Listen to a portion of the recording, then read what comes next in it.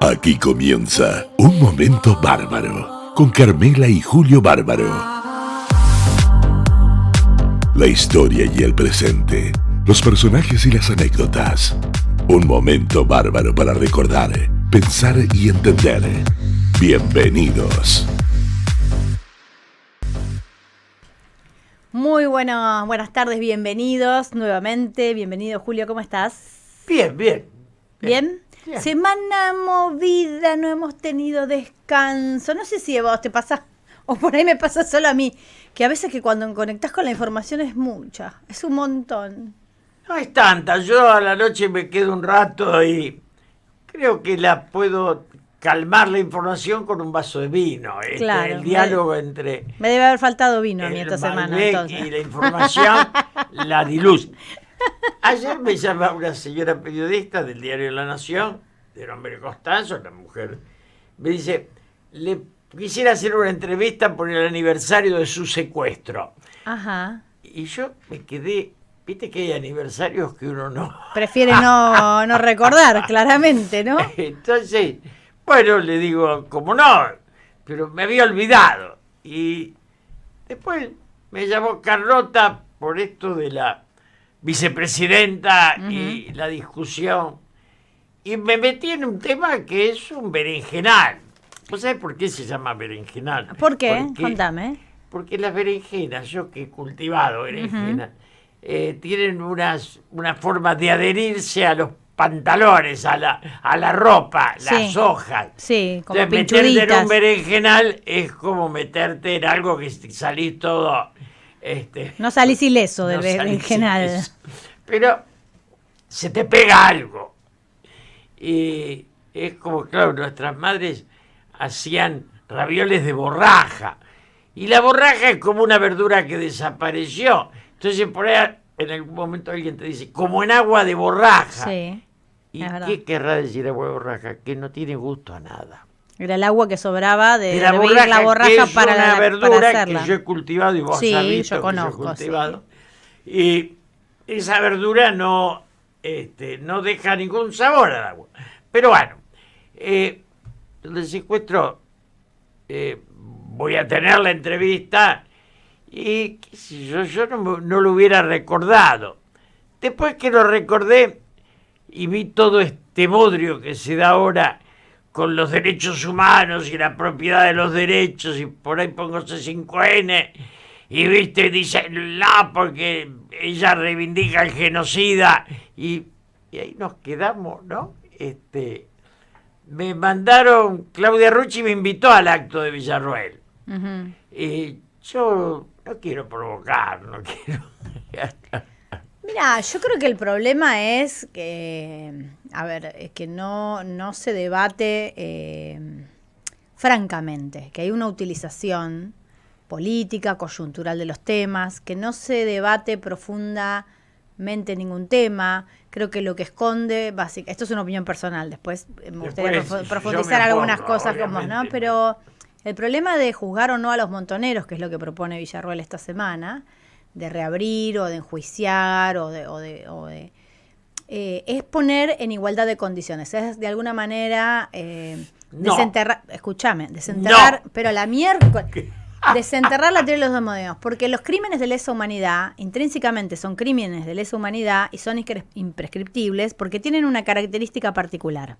Si no, cualquier crimen que cometa un privado sería imprescriptible y no es el caso.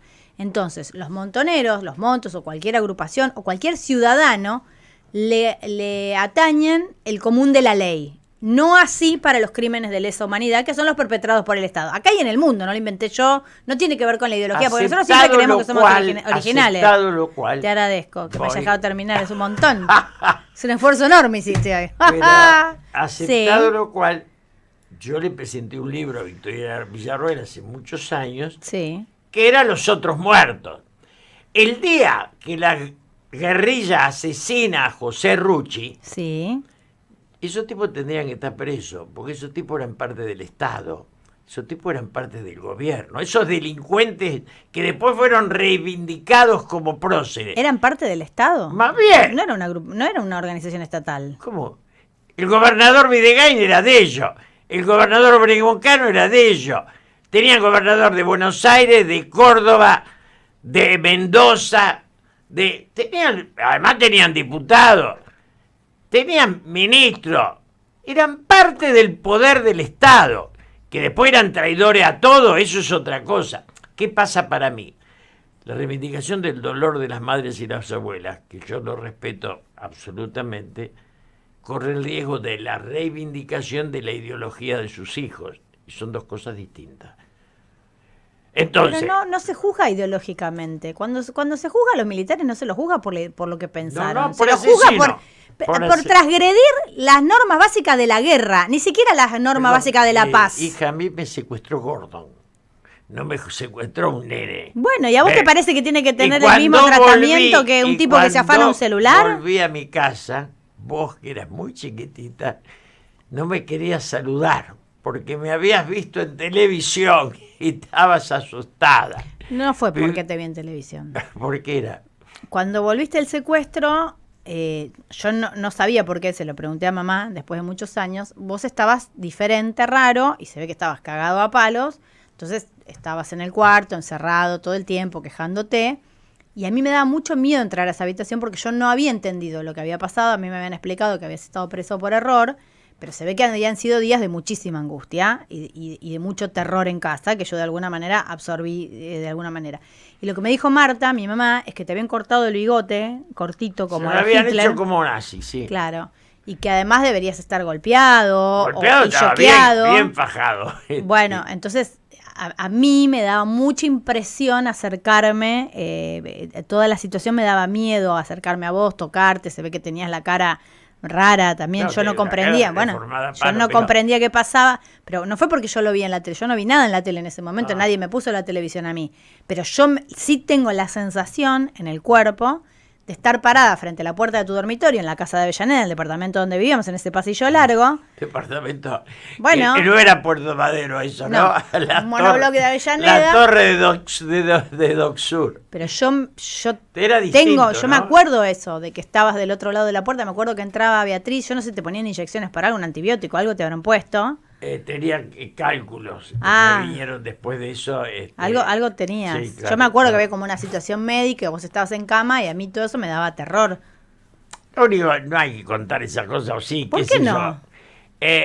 Me llevaron al General Villegas.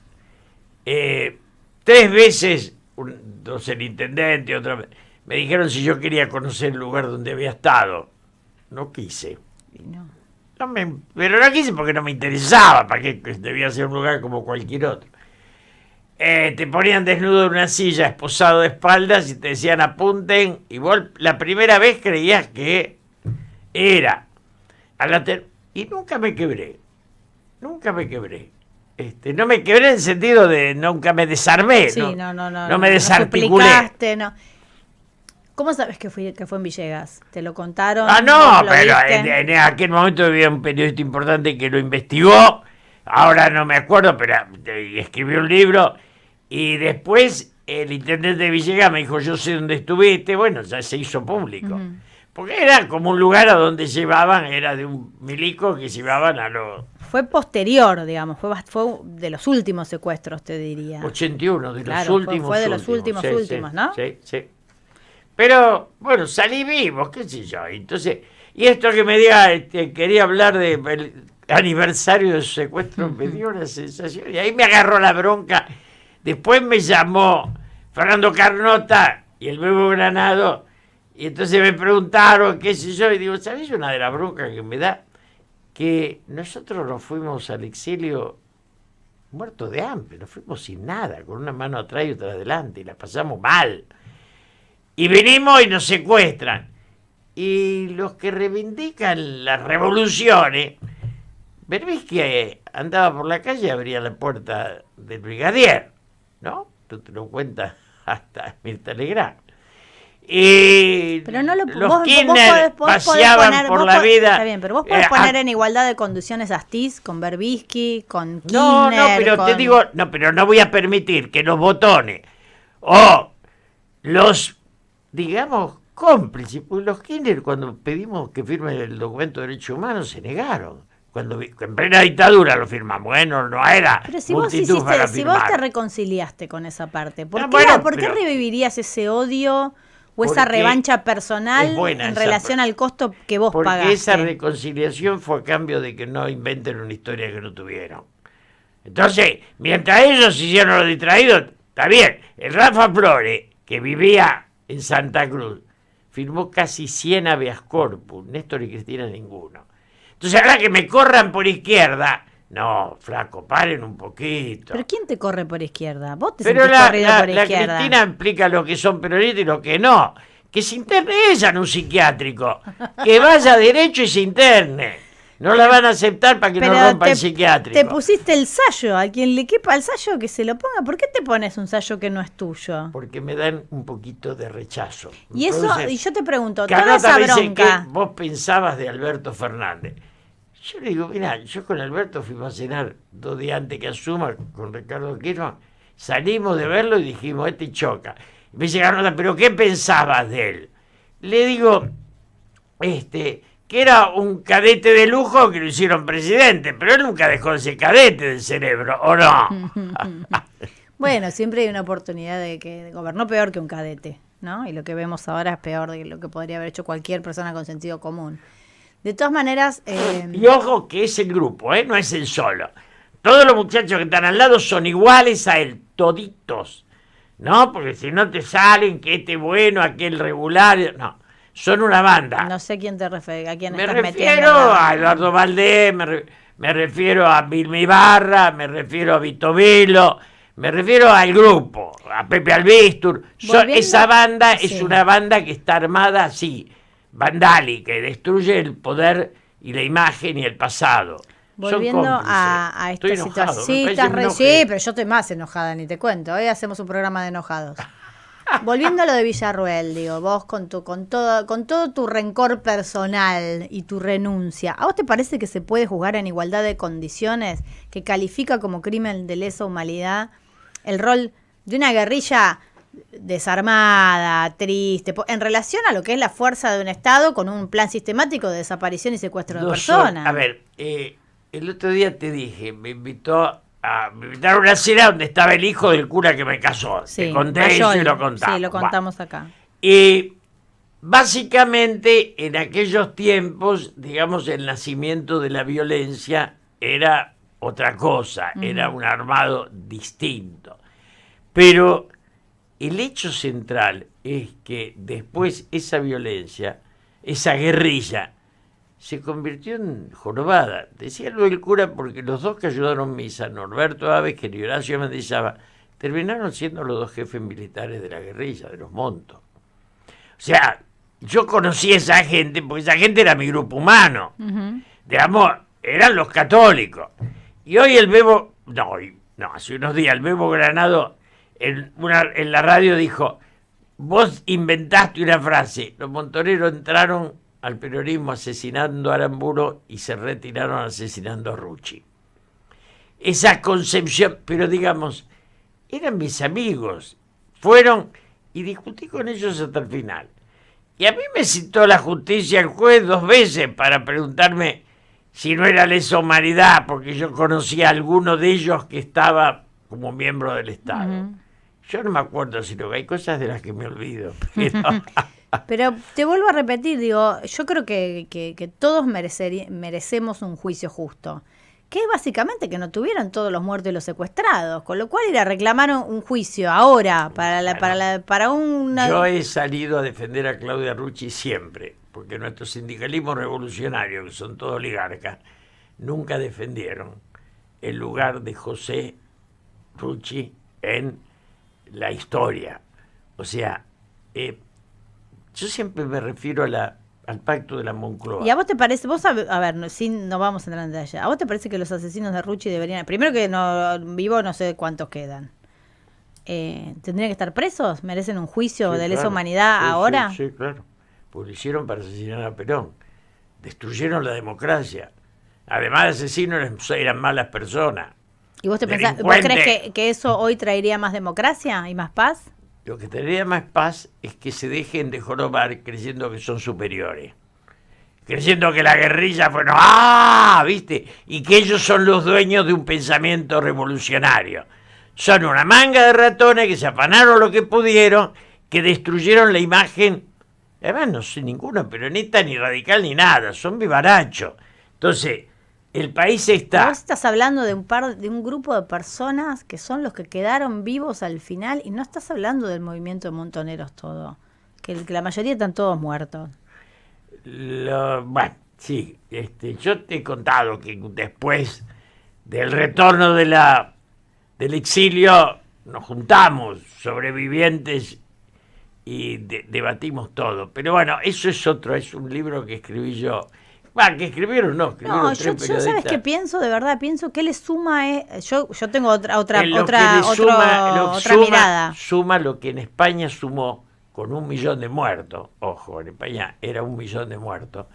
El abrazo entre Santiago Carrillo y el representante del franquismo. Pero eso fue para Ese nuestro encuentro. país el juicio de las juntas, y estaba ¡No! terminado. Bueno, pero después vino y reivindicó todo y empezó a hacer todo de nuevo. Pero ¿qué casualidad? ¿Es porque se les ocurrió? ¿Es porque son los paladines No, de la justicia o porque porque les conviene? Alfonsín dejó los derechos humanos en propiedad de los argentinos. Cristina y Néstor se los llevaron para el kirchnerismo y los limitaron. Esa es mi idea. Los sacaron de la totalidad de la sociedad y los pusieron en manos de su patria, su sector. Y yo, la verdad, que con Alfonsín yo participé de toda la historia, pero digamos, no me quise agenciar de la historia, apropiar. Estamos duros, estamos muy duros. Hablemos de cocina un poco. Volvamos a la borraja. Es que yo creo que son temas duros, y a mí lo que más me preocupa de estos temas, no tengo miedo de discutir conceptualmente, o te digo de verdad, inclusive jurídicamente, me parece que acá hay un problema jurídico que es irresoluble, con lo cual me parece una pelotudez. Pero sí me preocupa que yo no veo una utilización política distinta, veo la misma. Y veo en esta semana, en la cual no pararon de explotar bombas mediáticas, te lo vuelvo a repetir porque te lo vengo diciendo durante muchos programas, desde las declaraciones de Cunio, que el problema no es lo que dice, sino que lee un papel que él no leyó, porque lo que vimos todos es que, che, boludo, dice lo mismo que el discurso. Es el ministro de Justicia. ¿No le pegaste una leída antes de ir? Santiago Cunio. Cunio, el ministro de Justicia. Cunio Libarona. Cunio Libarona, que fue a decir... Ese es un analfabeto de chiquito, pobre. Pero no importa, porque no tiene que ver con... El socio del hijo. Está bien, pero no tiene que ver con las personas. A mí yo no tengo un Yo juicio de creí que valor. era Santiago Cunio. No. Más no tiene que ver con la valoración personal de Cunio. Es un ministro que va a un lugar a hacer una exposición con un papel que no leyó, que claramente le escribieron, porque se sorprende él mismo mientras lo está leyendo. Tiene la mala leche de que lo dice con el micrófono abierto. Sí. Y todo esto, más allá de discutir el fondo de lo que dice, yo lo que siento que son todas una y otra maniobra distractiva de un gobierno que hábilmente maneja la agenda y que nos tiene... Hoy justo tenía un ratón de juguete en la cartera y lo sacaba en el programa que hago más temprano, un ratón de mi hijo. Es el flautista de Hamelin. Vamos todos atrás del flautista. A ver, ¿ahora qué vamos a pensar? Discutamos derechos humanos. ¿Y ahora qué vamos a debatir? Derechos de las minorías sexuales. ¿Y ahora qué vamos a debatir? La violencia de género. Y la economía y el país van hacia otro lado. Como decía Macri, en un tren a toda velocidad para estamparse contra una pared. Y no lo estamos mirando. No vamos a poder poner ni las manos para atajar el golpe. Es una visión en la cual yo coincido en la esencia. Yo siempre insisto en que estamos divididos los argentinos, siempre estamos divididos, pero esta vez estamos divididos entre los que creen que rebota y los que creen que estalla. Sí. Sí. Que yo ayer tomé un taxi y el taxista, en tu casa, tomé un taxi y el taxista iba escuchando una radio que decía que allá se notaba la mejora de los salarios. Y yo no le dije nada al taxista porque obviamente era la radio del taxista. Pero tenía ganas de preguntarle, avísame dónde es que nos mudamos, ¿no? Nos anotamos todo. No, ya se nota la mejora en el consumo, ya se nota la mejora. Claro, es cierto, si yo te saco el 80% y te devuelvo el 1, va a haber una mejora de un 80avo. Pero, pero es realmente... Y no corremos el riesgo un poco, yo empiezo a sentir eso, que mientras no nos damos cuenta y nos hundimos en un pozo enorme, en la medida que haya un poquito de recuperación, este gobierno va a parecer exitoso. No. Justamente esto, ¿no? Decís, bueno, nos hambreamos, pero bajó la inflación. Te dicen como si fuera un signo positivo, cuando es la consecuencia lógica del parate económico y la baja de los salarios. Y es como si hubieran logrado romper esa línea de continuidad. La verdad es que todo gobierno tiene la excusa de lo malo que fue el anterior. Y el regalo de la suerte a Milei es Alberto Fernández. Porque aparece Alberto con una foto con una novia, ¿viste? Toda aparición de Alberto es un sostén para Milei. Sí, pero lo que yo te digo es que hace 2 semanas que venimos hablando del favor que le hace Alberto Fernández y todas sus desgracias y sus delitos, y cuando no las tuvo más esta semana, ellos mismos generaron una agenda informativa que va en un carril absolutamente paralelo y, si querés, opuesto al resto de la información importante para la vida de la gente, que tiene que ver con el aumento de transportes, los subsidios a los servicios públicos. Lo que hay es una degradación de la política. Yo escucho a esa rubia media analfabeta que tiene el No voy a decir, no sé quién es. Deja. ¿Qué dice? La escuchaba anoche, ¿no? Pero también los analfabetos nuestros, que los hay, ¿eh? O los acomodaticios nuestros, que los hay. Escuchaba porque la degradación del debate es de ambos lados. Por supuesto. Hay analfabetia de todo. No, es una degradación de la sociedad, acompañada.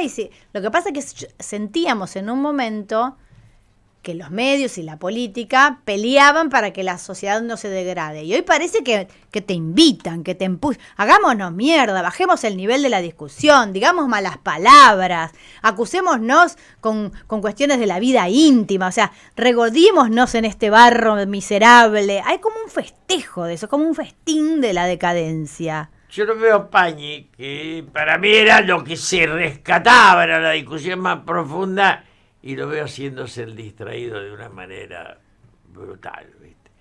Y reivindica a Deal, que es un médico, es el hijo de mi amiga del alma, y lo reivindica en la ayuda que ese sector de médicos hace. Pero claro, la salida de la sociedad no es la beneficencia. No. Entonces, yo me acordaba cuando Evita se peleaba con la beneficencia. Yo estuve cenando con Deal 2 veces, porque la madre, como mi hermana, de todo. Y él y yo felicito lo que hacen, ayudan a miles de pibes. Sí. Pero después me planteo que aceptar que hay que hacerlo desde la solidaridad humana, desde el grupo, es también asumir que la política no debe ser justa. Hay una doble vuelta, ¿o no? Hay un fracaso, es el resultado de un fracaso. Bueno, pero un fracaso ideológicamente asumido. Bueno, pero... La beneficencia es decir, el hombre es egoísta, conduce para los ricos, y hay algunos ricos que devolvemos un pedazo, punto. Esto es la beneficencia. Es maravilloso para los que lo reciben desde ya, pero es también justificadora. Bueno, eso hizo el Estado. A mí, ¿sabes qué me empezó a llamar la atención hace muchos años?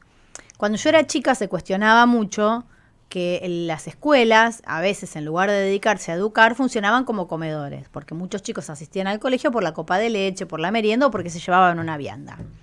Y eso ya nos parecía triste y decadente, ¿no? Que la escuela cumpla ese rol. Le quitaron ese rol al colegio, la escuela dejó de cumplir ese rol y aparecieron los comedores comunitarios, que ya ni siquiera estaban gerenciados por el Estado. Porque hasta la escuela, que no cumplía ese rol, pero era de las pocas instituciones que la sociedad respetaba, valoraba y cuidaba. La pregunta del millón es, cuando Milei dice que está contra el Estado, que yo sepa, el Estado de China, de Rusia, de Estados Unidos, son unos estados no fuertes, fuertísimos. El otro día, es decir, en Estados Unidos, uno dice, el liberalismo al mango, el 91% de los alumnos van a escuelas del Estado. Del Estado. 91%. Sí. Entonces, oye, ¿dónde aprendieron la teoría de que sin Estado vivimos? Ni hablemos de Francia, donde la salud es toda del Estado, ni Inglaterra. De la degradación, de que no podamos pensar, de estar aturdidos, de no poder mirar qué pasa en otro país y de Porque pedo podemos que uno leer ha- lo que pasa en el nuestro. No nos damos cuenta, nos uno pasa un haya elefante hecho- por la cara y no lo vemos. Que uno haya hecho un Estado desastroso no implica que el Estado sea desastroso. Yo siempre uso como imagen, la prostitución no mató al amor, ¿no? Y tampoco la corrupción puede matar a la política. Que haya 1000 políticos corruptos no implica que la política no sea. Pero es lo que El plantea espacio Milei. de- A ver, lo que planteó Milei con los ministerios que cerró, con el INADE, con el Ministerio de la Mujer, es eso. Lo que no funciona desaparece, no se mejora, no se piensa si está bien, no se piensa para qué funciona, qué necesidades cumplía es. No funciona, lo destrozamos. Está bien. No funciona la educación, la Le vino destrozamos. bien ¿no? porque, claro, antes de él estuvo Albertito. Está bien, bueno, no Si importa. el Estado de Albertito, destruirlo no cuesta nada. Que porque Justamente, hay una correlación. menudo favor le hicieron. Yo no digo que no. No, claro. Yo no niego una cosa, no niega la otra, porque también de lo que me estoy cansando últimamente, esta semana que estamos recalientes los dos, Ayer me contaron que Sí. te has peleado en televisión, pero me has no sé quién te contó, te contaron mal. Yo No, pelear, ah, no. Lo vi que lo pasaban de nuevo. No sé quién. Estoy podrida de las falsas dicotomías, de las preguntas Eso es cierto. falaces y mentirosas. Entonces es violencia en general o violencia de género. Son cosas diferentes, tienen pedo que ver. Derechos humanos o genocida. Pará. No me hagas elegir entre dos cosas que no son opuestas, que no son excluyentes. La riqueza de la vida está en la infinita gama de los grises. Pero Si aparte- vos eliminás los grises y dejás blanco y negro, el diálogo termina Pero igual ridículo. a veces que no es que uno sea gris, o sea, que no es que uno sea tibio o que haya No. puntos intermedios, es que hay cosas que no son contrapuestas. Es como si yo te digo, ¿tienen que comer los grandes o tienen que comer los chicos? No es una comparación válida, no es una elección razonable. Es como preguntar a un pibe quién quiere más, a mamá o a papá. No aprendimos nada. Y hoy está planteado de una manera Pero dicotómica y falaz. vos querés más a tu mamá. Por supuesto. Pero me perturba porque me parece que finalmente, volviendo al flautista en términos de cómo está copada nuestra atención y nuestra cotidianeidad, terminamos discutiendo cosas que no tienen sentido, que no son comparables, sacando conclusiones berretas y muy, muy distraídos de lo que pasa de verdad. Nos degradamos. Yo anoche me pasó y a la noche cuando me pongo, yo hago zapping y veo todos los canales y no logré uno donde el nivel del diálogo fuera, digamos, no digo brillante, digo, Pero no es casual. Esto que parece una casualidad, para mí, es parte de un todo. Yo no digo que solo sea un plan sistemático macabro de Milei para llevarnos hacia un lugar. Yo creo que hay un sistema que te digo que se está regocijando en este barro miserable de bajar y bajar y bajar cada vez más el nivel de la charla, cada vez más el nivel de las discusiones, que todo sea cada vez más liviano y berreta y falso. Entonces, bueno, es muy difícil poder pensar, es muy difícil poder salir y ni hablar, poder bajar una línea de reflexión que nos pueda proponer un país. Si vos estás muerto de hambre, si vos estás cagado a palos, si vos además tenés 10 minutos para pensar y te ofrecen basura, bueno, es muy difícil. Y las encuestas, ¿no? Esa tragedia inventada, no porque en su origen eran maravillosas, y yo digo, ya me enojan, y entonces digo, lo bueno del encuestador es que no se vende, se alquila, ¿no? Entonces, Sí, es verdad, depende de quién pague. Y yo me acuerdo con Macri, un año antes le dije, vos no podés ganar más. Un año antes de que perdiera las Sí. elecciones. Me dijo, las encuestas me dan. Y yo le dije, no me olvido nunca, las encuestas las pagás y a mí no. Entonces, nunca me pagan por eso, porque digo la verdad, lo que pienso. Pero Hay un refrán muy lindo que yo trabajé en una encuestadora un tiempo, lo sabes, que la mejor manera de mentir es con una encuesta, porque siempre es una verdad media, depende cómo hagas la pregunta, depende cómo sea tu muestra, vos podés entonces, decir cualquier yo soy cosa. amigo de Raúl Timerman, amigo, vamos a cenar con Cristina, la mujer, todo. Y el otro día lo veo por televisión decir, sigue teniendo el 55% de adhesión. Y yo tenía ganas de llamarlo y digo, no, pero la encuesta, no, la encuesta es como el fútbol, dejémoslo aparte. Bueno, depende mucho de cómo esté planteada la pregunta. Lo mismo que los porcentajes, ¿no? Viste que está ese refrán, que si vos tenés 2 personas y me dice el consumo per cápita y se consumieron 2 pollos, decís, bueno, comen todos. Y por ahí hay uno que come 2 pollos y otro no come ninguno. Es otra manera de mentir. ¿Hacemos una mini pausa? ¿Te parece un minutito? Dale. Nos damos un bárbaro recreo musical.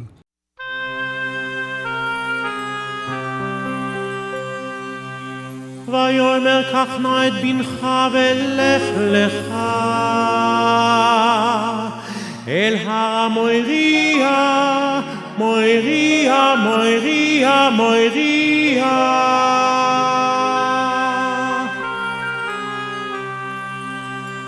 ויאמר קח נא את בנך ולך לך אל הר מויריה מויריה מויריה מויריה מויריה מויריה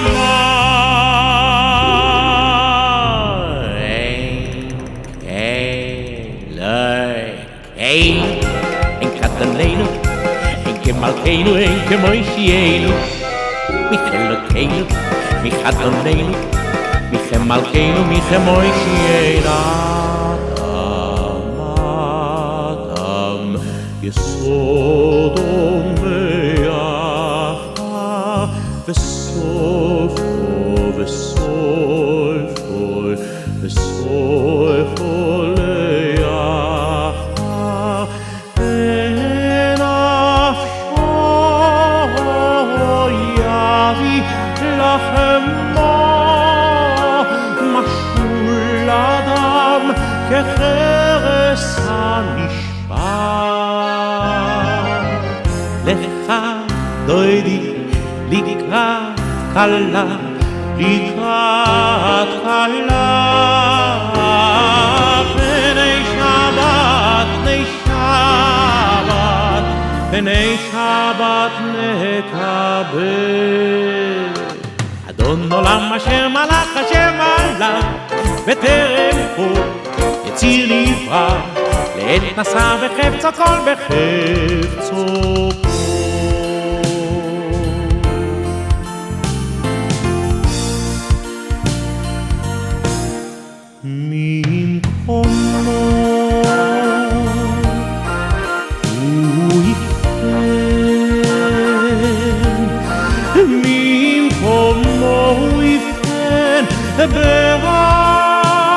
ברחמים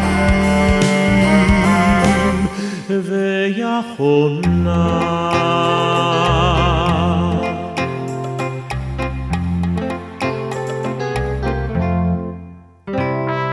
בראש השנה יחתהו וביום צום כיפור יחתהו מי יחיה ומי ימות אוי מי וקיצו ומי לא וקיצו אוי זה שלום ריבוי מה הוא יעשה שלום עלינו ועל כל ישראל ואימו אמן התגדל והתקדשה שמי רבה ויולמה דברו חירותי ויאמר מלכותי וחיי חום נויו יומי חום ובחיי דכל בית ישראל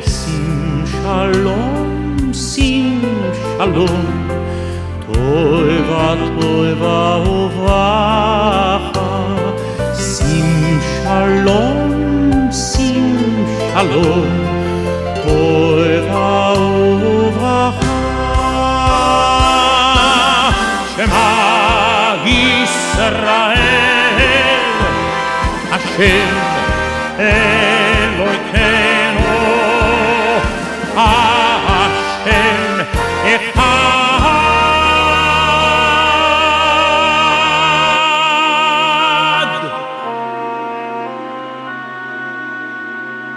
to dream the impossible.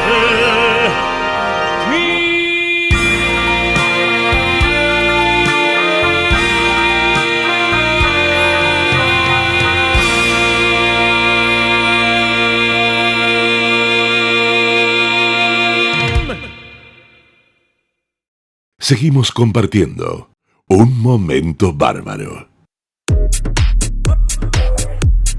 Bueno, continuamos aquí en esta charla. Hoy vinimos picantes los dos. ¡Qué dupla! Viste que mucha gente nos ha dicho alguna vez, yo quisiera estar en un almuerzo familiar en tu casa. Quieren venir como espectadores, ¿no? A ver de qué hablamos y cómo discutimos, pero tiene que ver con la pasión también que uno le pone. A mí no me da miedo discutir acaloradamente lo que pienso y tratar de escuchar si alguien tiene para porque no es confrontar, digamos, no es enojarse, qué sé yo. A veces sí, yo con tu madre me enojo. Pero ella no te pelea, te dice que sí. Ella aprendió mucho con los años. Aprendió mucho. Sí, bueno. Son maneras. Pero, no, en serio, a mí me ha pasado que he perdido amistades de años y años, porque me he perdido amistades por el Papa. Y eso es increíble, que por mi amistad con el Papa yo haya perdido la amistad de Ricardo Roa, porque Ricardo Roa no aguanta que yo defienda al Papa. Y entonces, Ricardo Roa es un periodista inteligente, lúcido, pero vos no sabés si es ateo, de Bulgeroni, de Hueso Campo, no sabés de qué rosca es. Pero de la solidaridad éramos de chiquitos juntos, yo seguí. ¿Y cuál es el límite entonces para discutir con alguien que piensa distinto, ¿no? Sacalo del Papa, que es muy personal, ¿no? Cuando vos decís, el Estado tiene que ser presente, el Estado en países desarrollados es un Estado fuerte, y vos tenés que discutir con alguien que te dice, el Estado hay que achicarlo y no tiene que existir. ¿Cuál es el punto medio? ¿Cómo se llega? El punto medio es la aceptación de que el otro piense distinto. Yo te repetí 20 veces acá y la repito como un loro la frase de Camus: debería existir el partido de los que no están seguros de tener razón. Sería el mío. Claro, pero hay gente que sobre sí mi está, duda sí. Entra tu duda. Sobre mi dogma no entra tu dogma. Entonces las dogmas chocan, las dudas. Pero a ver, bajando a la realidad. Creer que la presencia del Estado debe ser fuerte y que el Estado debe intervenir en cuestiones de la economía no es un dogma. No, es un concepto profundo. ¿Cómo se discute, cómo se negocia, cómo se gobierna, cómo se propone un país con los que piensan todo lo contrario? El problema del peronismo no existe, ni el radicalismo, lo que queda es el patriotismo, el amor a la patria, que después tendrá todas las ideologías, la liberal, la conservadora, la radical, la peronista, pero no la concepción de amor a la patria. En ese es el lugar donde tenemos que ponernos de acuerdo. Defender los intereses colectivos. ¿Qué es el RIGI? Es la idea según la cual el que tiene mucha plata no tiene que pasar por los mismos lugares de justicia que el resto. Y eso es demencial. Eso realmente rompe la igualdad ante la ley. Esto lo dice Roberto Kachanowski, que no es socialista, pero que es un hombre coherente. Entonces, ¿por qué el que pone más de 200 palos tenga otro sistema jurídico? Estamos locos. Además, invita a la concentración. Yo te digo siempre, yo tengo 82, a mis 30, la Argentina era un país donde la riqueza estaba distribuida, absolutamente distribuida. Digamos, los pequeños comerciantes eran infinitos. Hoy los kioscos son de cadena, los kioscos, hija, son de cadena. Sí, lo sé, y funcionan cada vez peor. Me parece que de las cosas que se tapa en este momento es la baja que hay en las pymes, justamente, ¿no? Se hablaba de un 18, de un 19%. Se hacen pelota. Sí. Porque además los gastos son infinitos. Entonces, vos en lo diario, yo tengo un grupo que tomamos café con 2 medialunas y 2 churros, fue bajando y ahora tomamos café. Pero y somos gente que no somos pobres. No, es que esto no afecta solo a el que era pobre, es re pobre o indigente, pero afectó a toda la clase media en general, y nosotros somos un país que mayoritariamente se autopercibe de clase media. Todos hemos cambiado nuestros niveles de consumo. Yo Sí. sigo con los alcauciles, porque son mi amor. Porque sos fina. 2500 funciona. Y porque Pero- viví solo, yo tengo 2 pibes, hay cosas que en mi casa no. Pero tengo que, hasta ahora no toqué el espárrago, porque bajó de 11 a 9 y ayer fui 4.800. Digo, espero que baje un poco más. Claro, cuando baje un poco más ya no tienen el sabor de los ricos espárragos, pero alcauciles me compré 5 veces porque salieron a 2.400 y están en 2.400, no han subido. Ah, te diste un lujazo. Eso Un sí. lujazo. Oh, sos un loco. Pero bueno, estamos todos así. Y además no solo tiene que ver con las cosas que cada uno puede pagar, sino esta sensación de que yo no voy a pagar esta guita por esto. O sea, Claro, o sea, el la espárrago idea no que vale aunque esto, puedas, se te claro. va del... sí. Se te va de presupuesto y es obsceno. Hay cosas que tienen precios obscenos. 8, el espárrago, 8.000 pesos el espárrago, es un exceso. Eso no es claro. Yo no está. sé el esparraguero si será un tipo internacional, un marciano o uno o trabajante de la guarda de acá a la vuelta, ¿no? Pero en serio son cosas que se te fueron del consumo, ¿no? Se te corrieron. Bueno, a todos, a cada uno alguna cosa se nos fue perdiendo. Y la sensación de que falta perder todavía, ¿no? Cosas que uno todavía tiene que negociar con uno mismo y seguir acomodando. Me parece que hoy es una suerte el que sobrevive sin endeudarse, ¿no? Que me parece que es lo más complicado que le pasa a una Sí, familia. la peor frase que escuché, la de Sturzenegger: van a tener que cambiar los dólares que ahorraron para pagar los servicios. Eso me pareció de un delincuente mental. Bueno, porque lo planteaba como Te voy a sacar hasta los ahorros porque el único que ahorra somos nosotros, que nos la afanamos toda. Claro. Que me faltaba que me lo aclare. Parecía aquel Duhovne que dijo en televisión: la única virtud de Cristina es que no endeudó. Sí. Y él se hizo endeudar en 47.000 millones y no dejó ni un jardín de infante. Entonces ese Duhovne, que ojo, Néstor no fue mejor, tan cabeza a cabeza. Cuando privatizó YPF nos dejó un agujero que ahora estamos en un juicio que no tienen los Eskenazi, que son testaferros de algún pariente, ¿viste? Son testaferros de... Entonces vos te das cuenta como que dejan agujeros para la historia. No, para mí el peor fue Menem. Videla era asesino. Lo que pasa es que Pero sí, Menem no, era- estamos hablando de la libertad para acá, ¿no? Pero De la democracia Menem para acá. fue en la economía peor que la dictadura en su momento.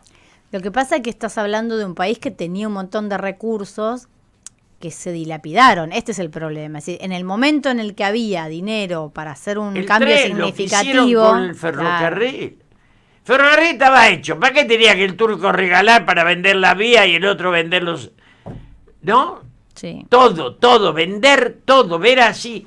Es la Bueno, idea hoy del pasa, heredero. con la energía, papá. Todo el cuento Sí, de sí. vaca muerta, todo el tema de la Lo que de la dejó- hidrovía.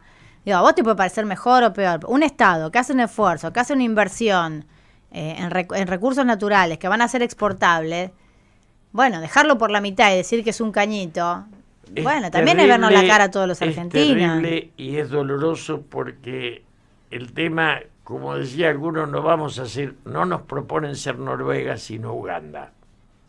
¿No? Los países que venden sus, digamos, minerales, Su suelo, su riqueza. sus riquezas naturales, no se vuelven ricos por eso, le tiran No. 3 pesos de un impuesto. Y es como San Juan, que le vienen dejando agujeros de minería desde hace años y queda el agujero y un pueblo muerto de hambre. No mejora la sociedad por el agujero ese de la minería. Bueno, y eso va a pasar ahora con toda esta nueva legislación, ¿no? Que hace la vista gorda sobre Que tantas cosas. Lo peor de todo es que después de todo lo que hicieron, el riesgo país no baja de 1.500. Eso es la muestra clara que creen ser el espejo de Occidente.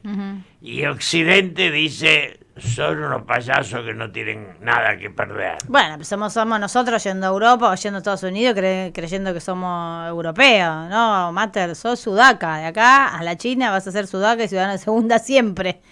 Y nosotros caminamos anchos todos, descendientes de españoles. Pero fuimos otra cosa, ¿no? Sí, Cuando pero hace mucho. Malraux vino a la Argentina y dijo, Buenos Aires es la capital de un imperio que nunca existió. Claro, exactamente.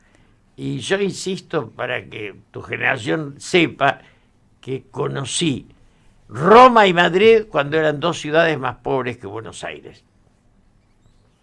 Eso, Buenos Aires era, la avenida Santa Fe tenía un desfile de primavera. Un local en Santa Fe era, o en Florida, era la riqueza. Todo eso fue alegremente destruido al sacar la industria y sustituir la industria por los bancos. Este fue mentalmente el proceso central. ¿Y en qué momento se nos rompió tanto la cabeza? 76. Bueno, volvemos al principio del programa. Lanuse tenía de ministro a Aldo Ferrer. Lanuse era una concepción patriótica. O sea, el 76 asesina y empobrece.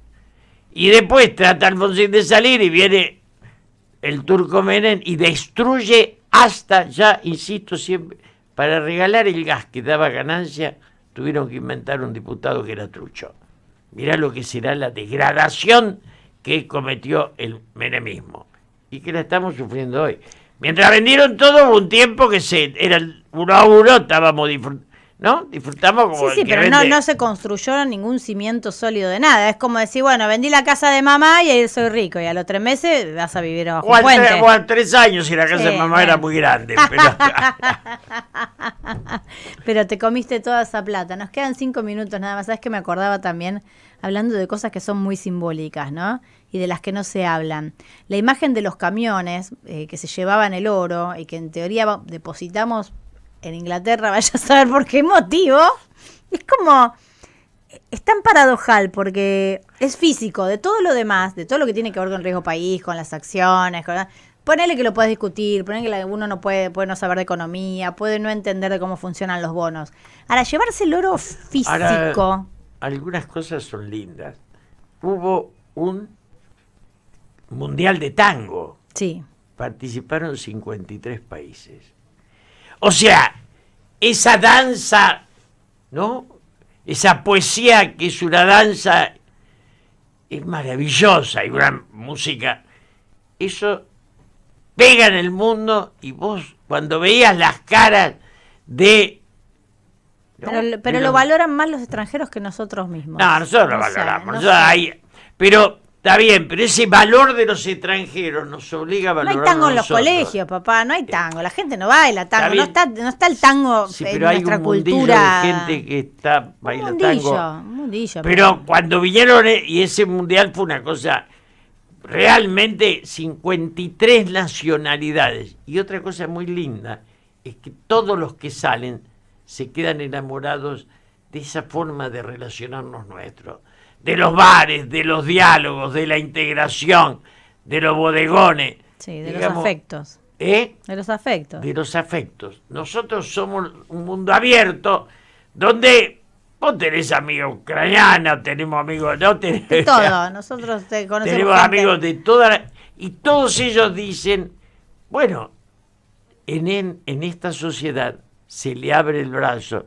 Y a la mesa de la mañana vienen de distintas nacionalidades, se sientan, o sea, que te instalen y te hagan sentir, digamos, parte de la sociedad, como Buenos Aires no hay, y como la Argentina. Como la Argentina. Somos un país, bueno, esperemos poder seguir manteniéndolo como valor y no empezar a expulsar gente y cobrarle a los extranjeros y dejarles de hablar. Muchos de los que se fueron vuelven porque extrañan. Desde ya. Y somos una cultura lastimada, en crisis, pero digna de ser extrañada. Nos volvemos a encontrar el fin de semana que viene. Gracias por acompañarnos. Llega a su fin este momento bárbaro. Los esperamos la semana próxima para compartir una nueva y necesaria barbaridad.